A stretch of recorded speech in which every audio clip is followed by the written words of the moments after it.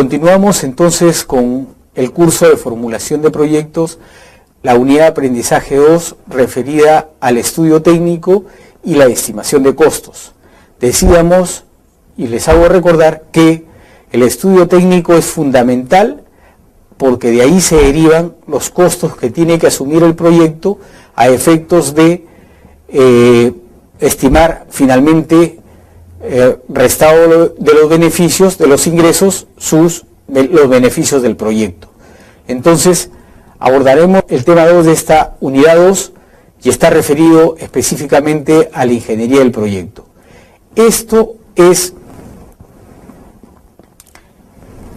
en síntesis, estudiar los ensayos y las investigaciones preliminares, seleccionar, describir la distribución del proceso de producción, de los equipos de funcionamiento y montaje, de los equipos en general, los edificios y zonas de distribución en el terreno, proyectos complementarios de ingeniería, los rendimientos que deben tener cada unidad de producción, subunidad de producción, la flexibilidad del proceso productivo, los programas de trabajo en general. Tenemos entonces que abordar el proceso productivo desde su estado inicial, es decir, los insumos, qué insumos necesito, qué características, qué atributos físicos tienen esos insumos, y es pertinente definir que los insumos son aquellos materiales que van a ser pasibles de transformación en el proceso mismo de producción, a diferencia de suministros que participan sin ser transformados. Ejemplo clásico de suministros son los combustibles, los lubricantes, son ejemplos de suministro. Ejemplos de insumos y materias primas son, por ejemplo, la caña de azúcar, ¿no?, que es ingresada al ingenio y es transformada finalmente en azúcar, el algodón en tela, etcétera, ¿no es cierto? Entonces, el proceso transformador, es necesario definir ahí los procesos, ¿no? Es necesario definir el equipo productivo necesario y suficiente para llevar a cabo el proceso. Finalmente, en este proceso de transformación es necesario definir la organización que va a tener el proceso de transformación.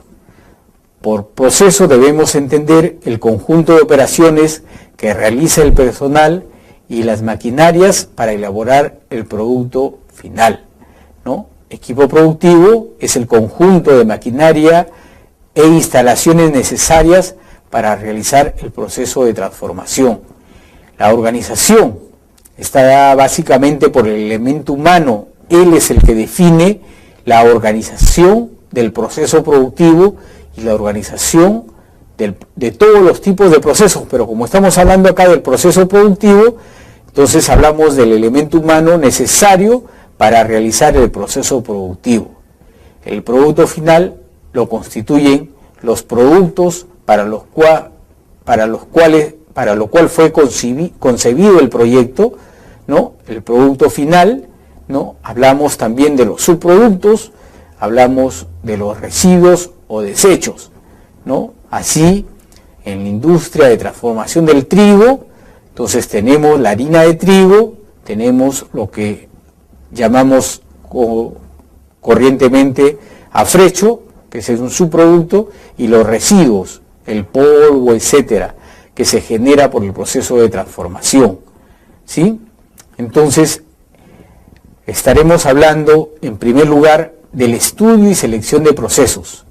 Acá debemos orientarnos por criterios de racionalidad. Debemos preferir métodos ensayados, procesos que utilicen materia prima y maquinaria y equipos de origen nacional. Debemos usar materiales que se ajusten a los estándares generalmente aceptados, ¿no? Debemos normalizar el empleo de materiales, materia prima y productos elaborados y semielaborados. Si tenemos que usar licencias extranjeras, debemos analizar la idiosincrasia, el modo de pensar de los usuarios y las condiciones especiales del país para ver si es que los productos en realidad tienen aceptación, dados sus atributos, dada la necesidad, porque analizar el comportamiento del consumidor es clave para el éxito de un proyecto. Se dice con mucha razón que el productor, que el consumidor es el rey, que el mercado es el rey. El mercado te da las pautas, el mercado te dice qué debes producir, cómo debes vender, cómo finalmente el kit del asunto es indagar cuál es la necesidad a satisfacer, cómo piensa satisfacer el consumidor esta necesidad. Por eso es que a estas alturas preciso y enfatizo, es muy necesario estudiar el comportamiento del consumidor, es decir, qué necesidades tiene, cómo las piensa satisfacer él, qué cosa es valor para él, no para el que formula el proyecto, no para el productor de bienes. El formulador, el promotor del proyecto, adaptará su producción a las necesidades que piensa que tiene el consumidor.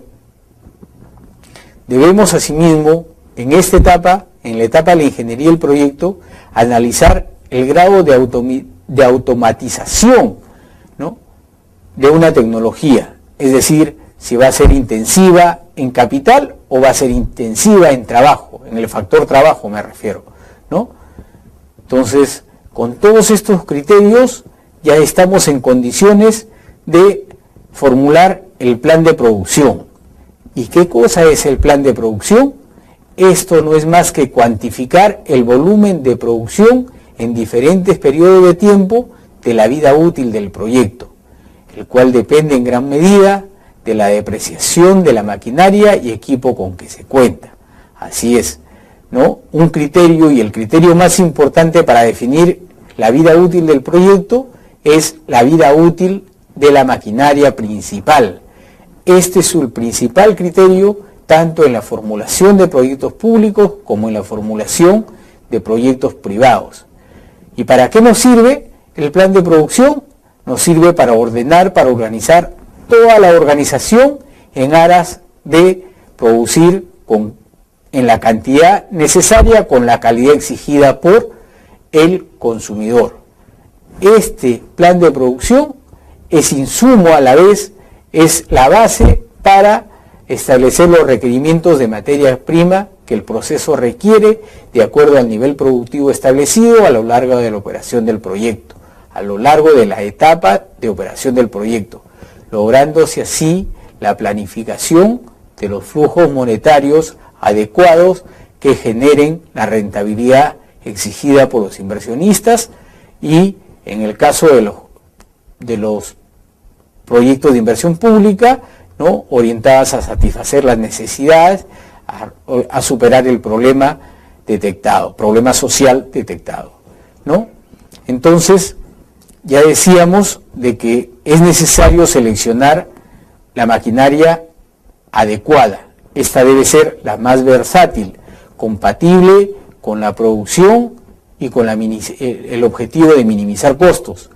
Debemos especificar el tamaño y equipos a emplear, si esta maquinaria es de alta, mediana o pequeña producción, si es automatizada o no, y si esta es automatizable. Es necesario precisar y definir las normas de seguridad para el personal, los sistemas de protección de la planta, tanto interior como exterior. En relación a las instalaciones, debemos decir que debemos, en el caso de los terrenos, definir el plano de ubicación y de distribución. En el caso de los edificios, su tamaño y características. Debemos, asimismo, definir la distribución de la maquinaria y equipo, el cálculo de los requerimientos de insumos, productos por máquina, la energía eléctrica, el vapor, el agua, las fuentes de abastecimiento, sus posibilidades de ampliación de las instalaciones. ¿Qué posibilidades tenemos de ampliar las instalaciones si es que el proyecto enfrenta un crecimiento en su demanda, ¿no? ¿Qué posibilidades tenemos? Ahora, en relación a la mano de obra, tenemos que considerar factores como evaluar la mano de obra y experiencia a nivel nacional y regional en relación a la tecnología del proyecto, analizar las leyes laborales, las relaciones industriales, los procedimientos de contratación y despido, los niveles de salario, los beneficios marginales, el número de turnos que deba tener la unidad productiva, el número de días de trabajo por año. Hasta acá hemos abordado el tema 2 de la unidad 2, que está referida a la ingeniería del proyecto. Todos estos elementos, valga la redundancia, tengo que enfatizarlo, son necesarios para definir finalmente lo que vamos a abordar en el tema 3, que son los costos de producción y el costo de oportunidad del capital. Muchas gracias.